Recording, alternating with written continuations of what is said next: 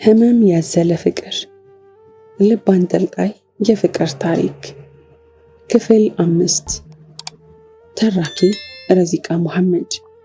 ለቻናላችን አዲስ ከሆናችሁ ላይክ፣ ሼር እና ሰብስክራይብ በማድረግ ቤተሰቦቻችን እንድትሆኑ በአክብሮት እንጋብዛችኋለን። ብርድ አላት። የሰውነቷ ቆዳዎቿ ተቆጥተው ሽፍታ መስለው ይታያሉ። ሙቀት ፍለጋ እጆቿን አጣምራ ጥጓን ይዛ ተቀምጣለች። ብርሃን ቀስ በቀስ ለጨለማ ጊዜውን እየለቀቀ ነው። ቤዛዊት ስሟን ራሱ የምታስታውሳት መስልም። የመንገዱ ጠርዝ ላይ ተቀምጣ የምታያቸው አላፊ አግዳሚ ሰዎች፣ እነሱ መሃል አንዳንድ ወንዶችን ስታይ ፍጹምን እየመሰሏት አሁንም ፍጹም እያለች ስትከተላቸው እነሱም እየፈሩ እየራቋት ሲሄዱ ተመልሳ ቦታዋ ስትቀመጥ ቆየች። አንድ እጆቹን እያወናጨፈ የሚመጣ ወጣት ስታይ በንዴት ጦፋ ተነስታ ቆመች። ልጁን ለማየት አንገቷን ቀና አድርጋ ልጁ እንዳያመልጣት እያየች መሬት ላይ ያስቀመጠችውን ድንጋይ ለማንሳት መሬቱን በዳበሳ ስታስስ ልጁ አልፏት ሊሄድ ስለሆነ እጇ በዳበሳ ያገኘውን እየቀለበ ከመሬቱ በጉልበት ነጭታው እየሮጠች ወደ ልጁ ተጠጋች። አንተ ነብሰ በላ ገደልከው አይደል? ምን? ልጁ ደንግጦ የሚለው ጠፍቶት ተንተባተበ።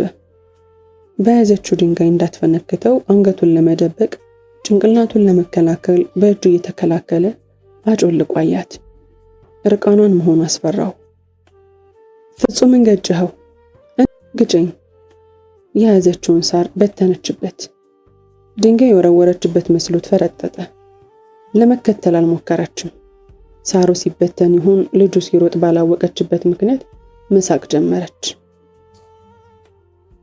እማማ ስንቅነሽ ከጉሊት ለእራት መስሪያ የሚሆን ሽንኩርት ሊገዙ ሲወጡ እርቃኗን የትምህርት ቤት በር ላይ የቆመችን ሴት አይተው በትምህርት አስደግመውባት ነው እያሉ ለራሳቸው እያወሩ አዝነውላት አልፈዋት ሄዱ። ጉዳያቸውንም ጨርሰው ወደ ቤታቸው ሲመለሱ ፍጹምን ገጨኸው፣ እኔንም ግጨኝ ያለችውን ሲሰሙ ሐዘን መላ ሰውነታቸውን ወረራቸው። ልብ ብሎ አዩአት። እርቃኗን የሆነች የምትናገረው የምታደርገው ነገር ለሰው ስለማይገባ እብድ ተብላለች እንጂ ስትታይ እብድ አትመስልም አሉ የሰውነቷን ሁኔታ እያዩ። ልጄ እያሉ ተጠጓት። በአይኗ በደንብ አየቻቸው። ፈርታቸው ይመስል ሁለቱንም አይኖቿን አጠናግራ እማማ ስንቅነሽ ነጠላቸውን አውልቀው ጠጋ ብለው ሲያቀብሏት ፍርሃቷ በፈገግታ ተለወጠ። ስትስቂ ደግሞ እንዴት ቆንጆ ነሽ አሏት እማማ። ስትለብሰው ያሳየቻቸውን ያልጠበቁትን የደስታ ፈገግታ እያዩ አትጎዳኝም፣ አይነ ውሃው ያስታውቃል አሉና እራት እንድትበላ በማሰብ ነይ ልጄ ብለው እጇን እንደማያስ ሲያደርጉ እጃቸውን ሳም አደረገቻቸው።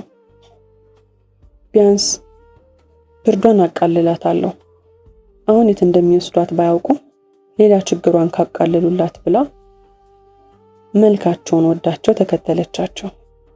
ምግብ ሰጠዋት። በልታ ጨርሳ ውጪ ማለት አስበው ግን አሁን ጽድቅ ሰርተው የሚኮነኑ ስለመሰላቸው የዛሬን ትደር መሽቷል አሉ። ቀልባቸው አዝኖላት ሌሊት ሰካራሙ የማማ ልጅ በመጥበጥበጥ ደንዝዞ እየተንገዳገደ በእንጨት የተሸነቆረውን በር ታግሎ ከፍቶ ሲገባ የደፈረሱ አይኖቹ ቤዛዊት ላይ ቀሩ። እማማ ስንቅነሽ ሰፋ ያለ የአበባ ቅርጽ ያለው የጨርቅ ልብስ ሰጠዋት። እሱን ለብሳ ከላይ ብርድ ልብስ ጨምረውላት ራት ቢጤ ከቀማመሰች በኋላ መሬት ላይ ተነጥፎላት ቤዛዊት አሸልባለች። እማማ ስንቅነሽም እንቅልፍ አልወስድ ብሏቸው በጥሩ ጎኑ የቤዛዊት ነገር ሲያሳስባቸው ምን ሊረዷት እንደሚችሉ እየተብሰለሰሉ እያሰቡ በመጥፎ ጎኑ ደግሞ የማላቃትን ሴት ቤት ያስገብቼ አንድ ነገር ብታረገኝስ፣ እሷስ አንድ ነገር ሆና ዕዳ ውስጥ ብትከተኝስ እያሉ ሲብሰለሰሉ ባረጀው ጋቢያቸው አይናቸውን ብቻ እርቃን አስቀርተው ቤዛዊትን እያዩ እሳቸውም የማይቀረው እንቅልፍ በሐሳብ አስመስሎ አሸነፋቸው። ቤዛዊት በጆሮ ሹክሹክታ መሰል ድምፅ ስትሰማ ከተኛችበት አይኗን ገለጠች። ያለችበትን ማወቅ ተስኗታል። ጤንነቷ ግን የተመለሰ ይመስላል። ራሷን በማወቅ ላይ ነች። ወሰድ መለስ ነው የህመሟ ባህሪ። አሁን የፍጹም መገጨት ሁኔታውን ሁሉ ለዋውጦት ለዚህ አበቃት እንጂ። የት ነኝ? ፍርሃትና ጥርጣሬ ያዘለ ቀጭን ድምፅ አለቀቀችው። አንቺ ማንሽ አላት። የእማማ ስንቅነሽ ልጅ በሰከረ አንደበት እየተኮላተፈ። ደንገዝገዝ ባለው የቤቱ ጨለማ ውስጥ ጃኬት ለብሶ የቆመ የሚመስል ሰው ታያት። ደንግጣ እጆቿን በፍጥነት ከብርድ ልብሱ አውጥታ ከጀርባዋ ያለውን ግድግዳ በእጆቿ ማሸት ጀመረች። ቤቷ ይመስል ማብሪያ ማጥፊያ ፍለጋ። ሰካራሙ ልጅም ግድግዳውን እየከፈተች መሆኑን ባተኩሩት አይኖቹን ባለማመን አፍጥጦ ካያት በኋላ ሲያረጋግጥ እንደ መፍራት እያለ ወደ ኋላ ሲራመድ ሳያስበው ጥግ ይዞ የተቀመጠበትን ባዶ ድስት በእግሩ ስለነካው የድስቱ ክዳን ድምፅ እየፈጠረ መንከባለል ጀመረ። እማማ ስንቅነሽ መብራቱን ሲያበሩት ቤዛዊትና ልጃቸው ተፋጠው ቆመዋል። የት ነኝ? ማነህ? እነማን ናችሁ? ቤዛዊት ደጋግማ ትጠይቃለች። ያለችበት ግራ ገብቷት ሁለቱንም እያፈራረቀች እያየች። ምኗን ነው ደግሞ ይዘሽ የመጣሽው? እናቱን ባሽሙር እየተናገረ ወደ መኝታ ክፍሉ እየተንገዳገደ ሄደ። የት ነኝ? ቤዛዊት ያወራችውን ደጋግሞ እያወራ እያሾፈባት ነው። እማማ ስንቅነሽ ካልጋቸው ተነስተው አማተቡ። ጨንቋቸዋል። ምን ብለው ያስረዷት? ነግቶ ከቤታቸው በሰላም እንድትወጣ በልባቸው መለመን ጀመሩ። ቤዛዊት 2 ክፍል ያለው ደሳሳ ቤት ውስጥ እንዴት ልትገባ እንደቻለች ስታስብ ገርሟታል። ሌላ ዓለም ላይ ያለች ይመስል እማማን ሌላ ፍጥረት ከሆኑ በሚል አስተያየት እያየቻቸው ማሰብ ጀመረች። ምንም የምታስበው ነገር የለም። አእምሯን አስጨነቀችው። ማስታወስ የቻለችው በመኪና ፍጹም ተገጭቶ አምቡላንስ ውስጥ እሱ ሲገባ ብቻ በአእምሯ ተቀርጿል። ሌላውን ሁሉ አታስታውስም። እማማ ልሂድ አስፈቀደቻቸው። እላሊት እኮ ነው ልጄ፣ ሲነጋ ትሄጃለሽ። ሐዘን ባዘለ ድምፅ በጭላንጭል የሚገባው ብርሃን የጨረቃ መሆኑን እየነገሯት እሺ ለማለት ጭንቅላቷን ከታች ወደ ላይ ነቀነቀች። የለበሰችው ልብስ የሷ ለመሆኑን ስታስታውስ ፊት ለፊቷ ያሉትን ሴትዮ እንዳለበሷት ገምታ እንደማፈራለች። ቀኑን ሙሉ እርቃኗን ስትዞር መዋሏን ዘንግታው እግሯ አካባቢ የድካምና የህመም ስሜት ይሰማታል። ቀኑን ሙሉ ስትባክን ያለችበት ምን እንደተፈጠረ እየተሽኮረመመች እማማን ጠየቀቻቸው። እንደ ልጃቸው ቀርበው የሆነውን ሁሉ እማማ ስንቅነሽ ነገሯት። የቤዛዊት ቤተሰቦች ልጃቸው ከትምህርት ቤት ሳትመለስ ስታመሽ ተጨንቀው አባቷ ወደ ፍቃዱ ደወለ። ፍቃዱ ትምህርት ቤት ውስጥ ቀኑን ሙሉ እንዳላያት ነገራቸውና ስልኩ ሊዘጋ ሲል የፍጹምን በመኪና መገጨት በማስመሰል ከንፈሩን እየመጠጠ ስለነገራቸው እሱ ጋር ሄዳ ይሆናል ብለው ተናደው ስልኩን ዘጉት። ፍጹም የተኛበትን ሆስፒታል በመከራ አግኝተው የቤዛዊት አባት ከብዷቸው ሚስታቸውና ታላቋን ልጃቸውን ሄደው እንዲያመጧት አዘዟቸው። የተባለው ሆስፒታል ደርሰው ወደ ውስጥ ሲገቡ ከንፈሩ ደራርቆ አስተዋሽ ያጣው ፍጹም ከህመሙ ጋር እየታገለ ነበር። የቤዛዊት እናትና እህት ወደ ፍጹም ተጠግተው ፈጣሪ ማረ፣ ሁለቱም በአንድ ላይ አወሩ።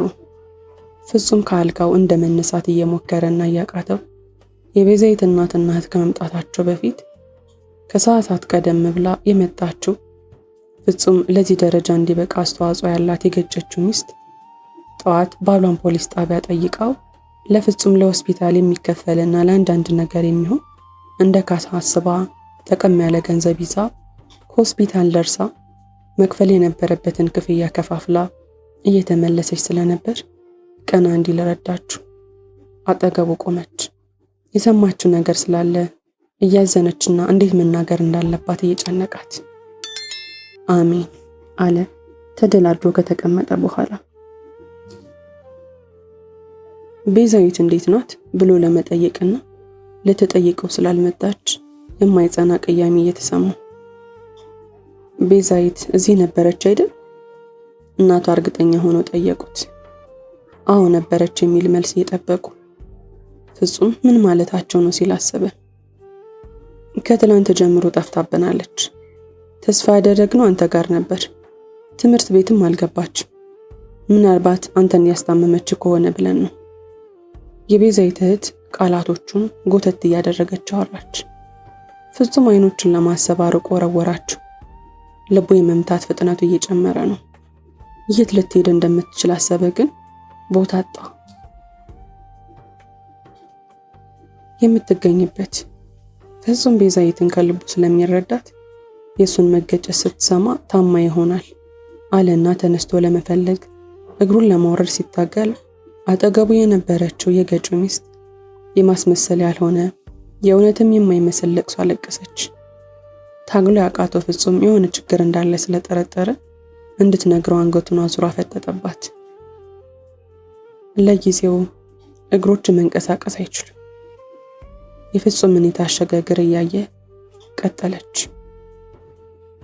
በሕክምና ግን ወደፊት ይሻልሃል። ጥርጣሬ ያለበት አወራር። ፍጹም ሳያስበው አይኖቹ እንባዎቹ አቀረሩ። እንዳይወርዱ የቤዛዊት ቤተሰቦች እንዳያዩ ሲታገል ቀድሞት ጉንጮቹ ላይ የእንባ ዘለላዎች አረፉ። አትዘን፣ ደህና ትሆናለህ። የቤዛዊት እህት በእጇ ይዛ የነበረውን ምግብና ፈሳሽ ነገር አጠገቡ ካለው ማስቀመጫ እያስቀመጠችና በርታ እንዲል የፍጹም ትከሻዎች ላይ እጆቿን ጭና በየጊዜው እየመጣው ጠይቀሃለሁ። ስለ ቤዛዊትም ያለውን ነገር አሳውቀሃለሁ። እንደሚሻልህ እርግጠኛ ነኝ። ተስፋ ለመስጠት አስባ በእጆቿ ነካ ነካ አደረገችው። የቤዛዊት እናትም እንዲሻለው እየተመኙ ነገር ግን የልጃቸው መጥፋትና እወድሃለሁ የምትለው ፍጹም ጋር እንኳን አለመገኘቷ እየጨነቃቸው ከታላቋ ልጃቸው ጋር የት መሄድ እንዳለባቸው እያወሩ ፍጹምን ተሰናብተውት ወጡ። እማማ ስንቅነሽ ቀደም ብለው ተነስተው ትላንት እብድ ብለው እየፈሩ ያስገቧት ሴት ማታ እንደ ጤነኛ ሰው ስታወራ ስለነበር ደስ እያላቸው ቁርስ በልታ እንድትሄድ ደፋ ቀና ማለት ጀመሩ። ልሄድ ያለቻቸውን አስታውሰው ባዶ ሆዷን እንዳትሄድ። ቤዛዊትን ከዚህ በፊት አያውቋትም፣ እሷም አታውቃቸውም። ነገር ግን ከልባቸው አራሮላት። ነገ በኔ የሚል ሰው ህመም ይገባዋል፣ ሰውን ለመርዳትም ይሞክራል። እንደማማ ስንቅነሽ ያለ በእድሜ በሰለና ፈጣሪን የሚፈራ ደግሞ ከሚችለው በላይ ያደርጋል።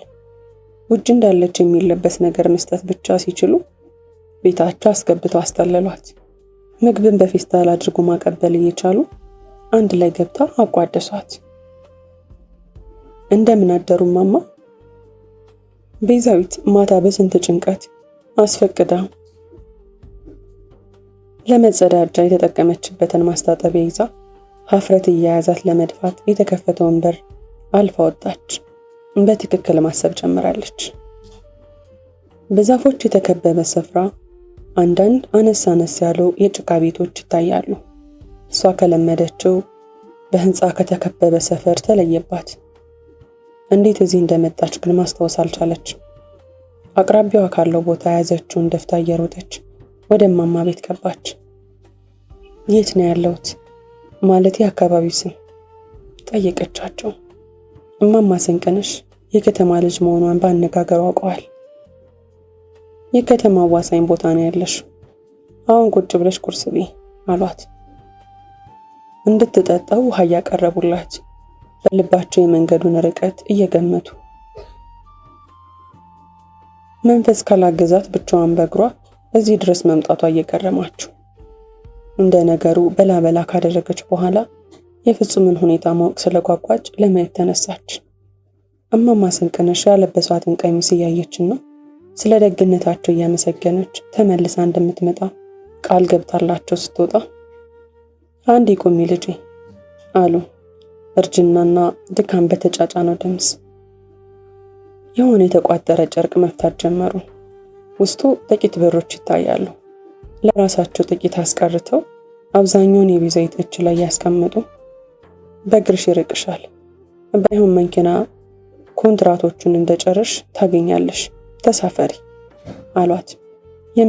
የምትሄድበትን መንገድ በእጃቸው እየጠቆሟት በአእምሯቸው በልጅነት ወልደዋት ነገር ግን በልጅነቷ በድንገት የሞተችባቸው ሴት ልጃቸው ስለመጣችባቸው ሐዘን መላ ሰውነታቸውን እየወረራቸው ቤዛዊት የሰጧትን ገንዘብ ጭምድድ አድርጋ ይዛ የማማ ስንቅነሽ ውለታና ሸክም ስለበዛባት በተለይ አሁን ምንም ማድረግ ስላልቻለች ጥምጥም ብላ አቀፈቻቸው። ጥቂት አቅፋቸው ድጋሚ አመስግናቸው መራመድ ጀመረች።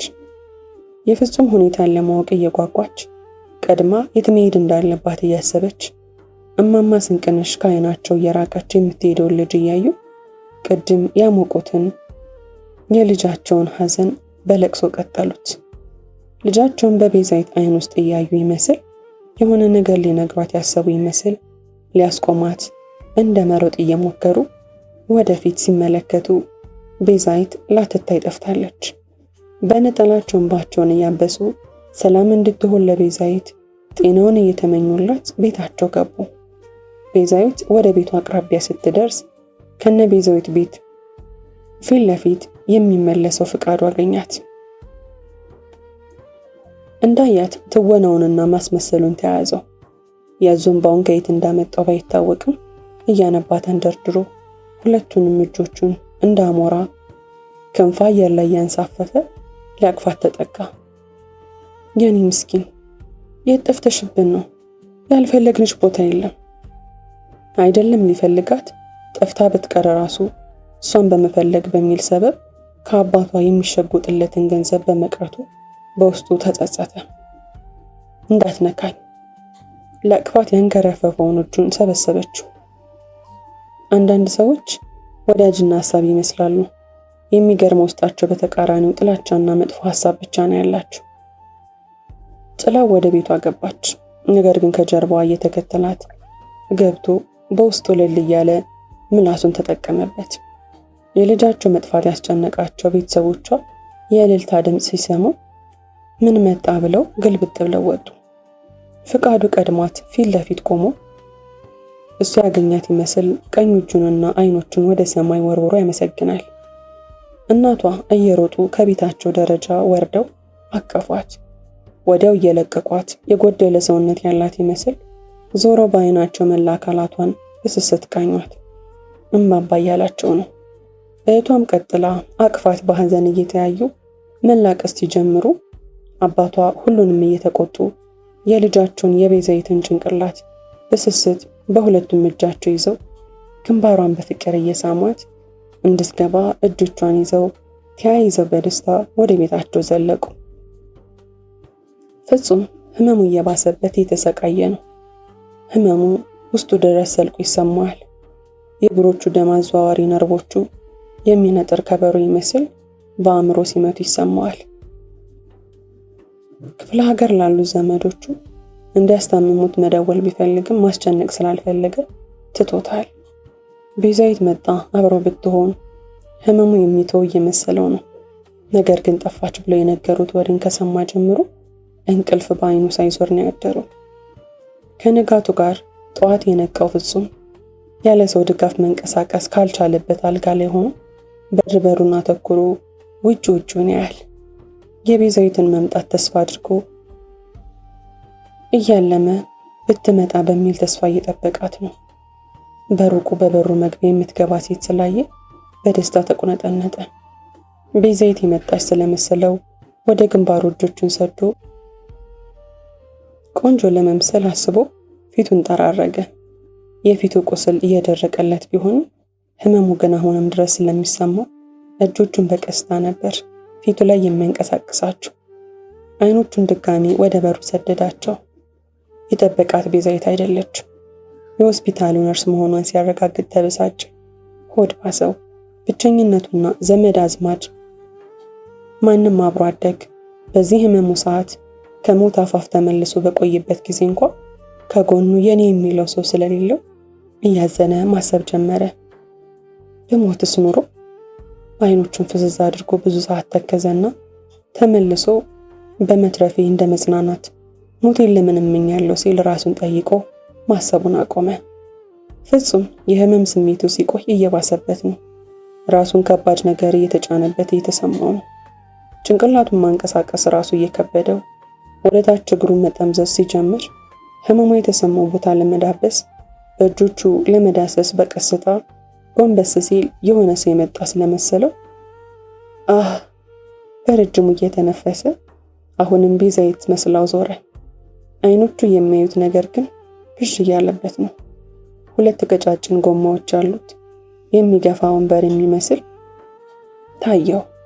እየገፋች የምትመጣው ግን የገጩ ሚስት ነበረች። ቤዛ መጣሽ? ፍጹም አይኖቹን መግለጥ እያቃተው የሚያንሾካሾኩ ቃላትን አውጥቶ ተዝለፍልፎ ወደ ትራሱ ተዘረረ። ቤዛዊት ምግብም ውሃም አልጠጣም። ፍጹም ያለበትን ንገሩኝ ብላ ድርቅ ስላለች ነገሯት። ልቧን ጭንቅ እያላት የእናቷን ነጠላ ብቻ ከላይ ደርባ በማማ ስንቅነሽ የቆየ ቀሚስ ፍጹምን አይኑን አሳዩኝ እያለች ወደ ሆስፒታል ገሰገሰች። ክፍል 6 ይቀጥላል። ታሪኩን ከወደዳችሁት ላይክ፣ ሼር እና ሰብስክራይብ ማድረጋችሁን እንዳትረሱ።